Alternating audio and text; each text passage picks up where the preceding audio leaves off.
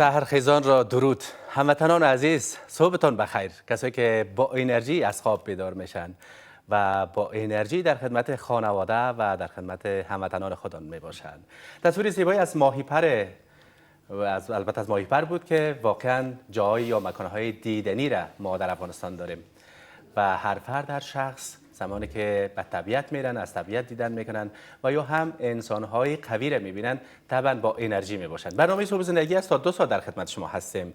بخش اول برنامه رو بصیره حبیبی تقدیم شما کردیم. روز هم مهمانان گرامی و موضوعات خوبی را در صبح زندگی می داشته باشیم. حالا هم در بخش نبض سلامتی هستیم و مهمان خیلی گرامی ما جناب دکتر صاحب حلیم آریان متخصص امراض آلرژی با ما است. در مورد سرفه هایی که ناشی از حساسیت ها به وجود میاد بیشتر بدانیم. شما هم متوجه خود، صحت خود، خانواده خود باشین. جناب دکتر صاحب سلام، صبحتون بخیر. خوش آمدین به صبح زندگی. بخیر باشین، سلامت باشین. صبح زیبای شما بخیر. به نام خداوند یکتا و مهربان با عرض سلام و ادب خدمت کارمندای محترم تلویزیون آریانا و بیننده های عزیز. سپاس از اینکه دعوت ما را پذیرفتین. موضوعی که ما انتخاب کردیم در رابطه با سرفه هایی که ناشی از حساسیت می باشند. بیاین یک تعریف کلی از سرفه داشته باشیم جناب دکتر صاحب. سرفه خودش یک مکانیزم دفاعی و محافظوی سیستم تنفسی یا مجرای تنفسی ایرو آلرژن ها یا با آلرژن ها یا ذراتی که با هوا معلق است، مانند حشرات گرد و خاک یا دستمایت ها، همچنان دندر یا موهای حیوانات خصوصا حیوانات خانگی و همچنان ذراتی که در اثر پولوشن یا آلودگی محیط زیست با ذرات هوا معلق می باشد.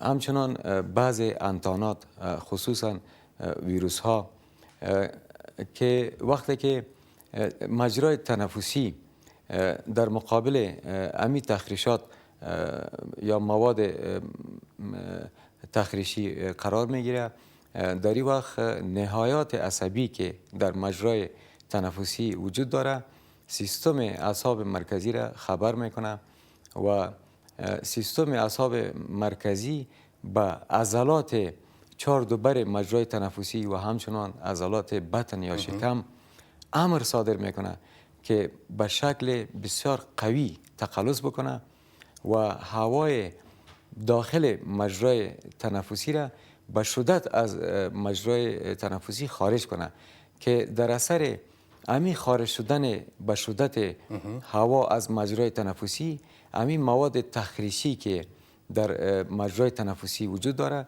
خارج میشه که باعث پاکی مجرای تنفسی میشه.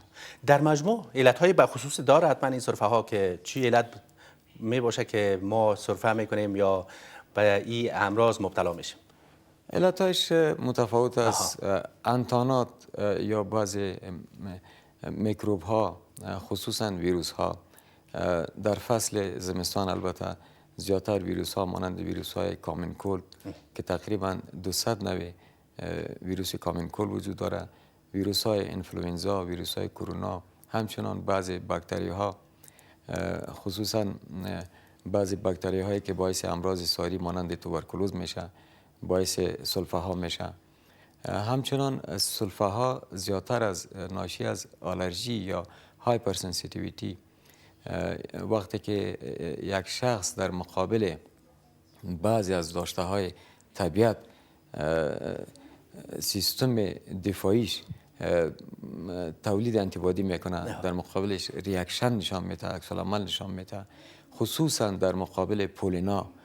پولینا ذرات بسیار کوچکی است که در سطح نباتات مانند گلها، درختها، علفها وجود داره که در هوا منتشر می باشه. بله.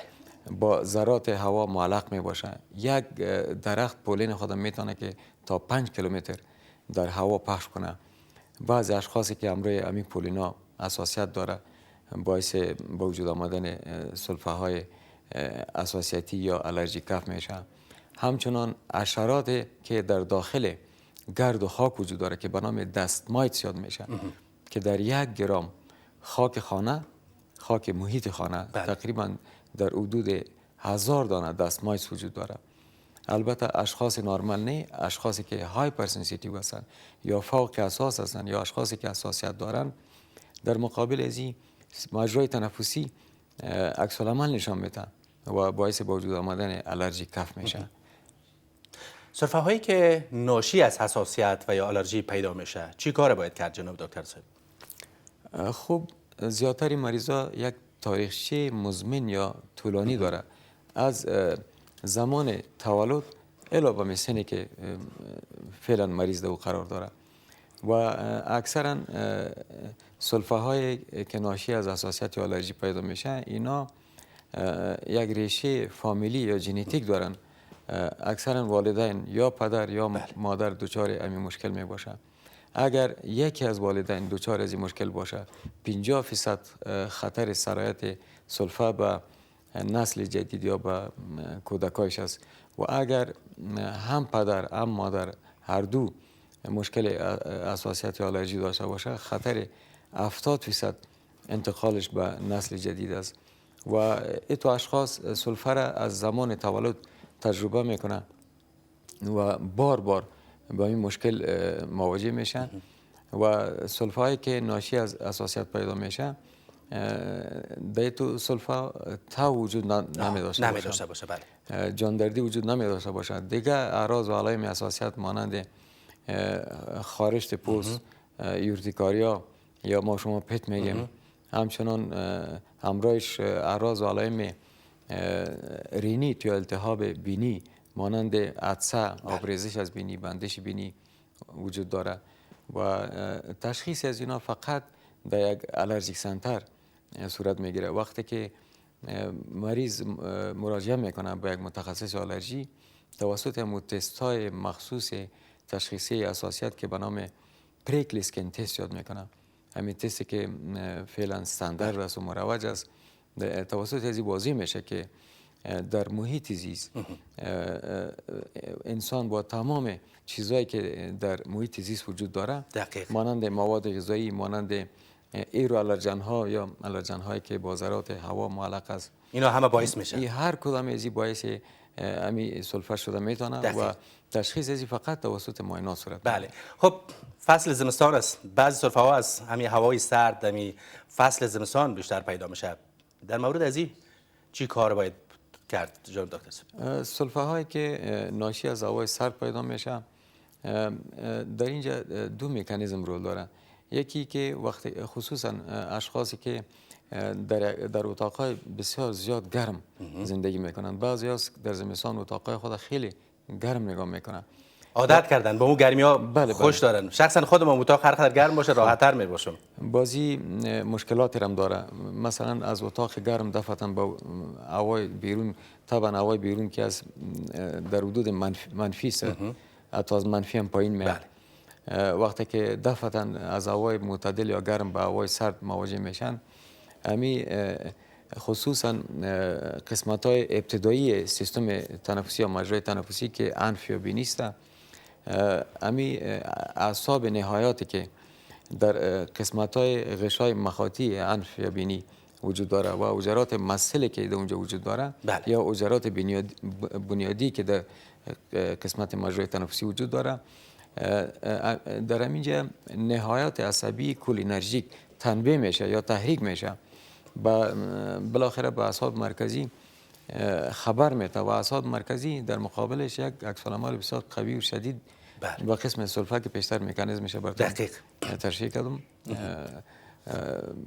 یک رول محافظوی را اجرا میکنه. بله. در مورد تشخیص و تداویش هم بدانیم که زمانی که فرد به حساسیت سلفه مبتلا میشه باید چی کار بکنه؟ قسمت تشخیص تداوی چقدر زودتر باید اقدام بکنه تا که صحتیاب شود و خدای نخواهد عواقب ناگوار نداشته باشه؟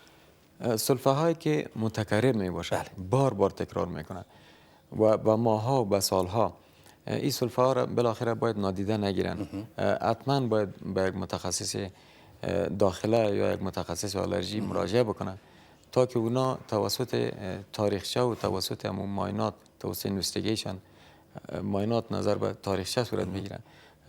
متخصص متوجه از این میشه که در تاریخچه مثلا زیادتر طرف آلرژی متوجه است یا طرف انتانات متوجه است. نظر به تاریخچه برش ماینات توصیه میکنه. در ماینات بالاخره واضح میشه که سلفه ناشی از آلرژی است، ناشی از انتانات است، بالاخره منشأ از چی است. سپاسگزار هستم جناب دکتر صاحب حلیم آریان، متخصص امراض آلرژی، از اینکه دعوت ما را پذیرفتین در رابطه با اساسهای سرفه‌های دوامدار که واقعا یک موضوع مهم است. در این فصل قرار داریم بیشتر به خود توجه بکنیم، به خانواده خود توجه بکنیم. سپاسگزار هستم. تشکر از شما که ما را دعوت کردین. بخیر باشین. سپاس از شما عزیزا هم که بیننده صبح زندگی هستین. ما را همراه باشین. در حال حاضر هم وقفه داریم و دوباره برمیگردیم.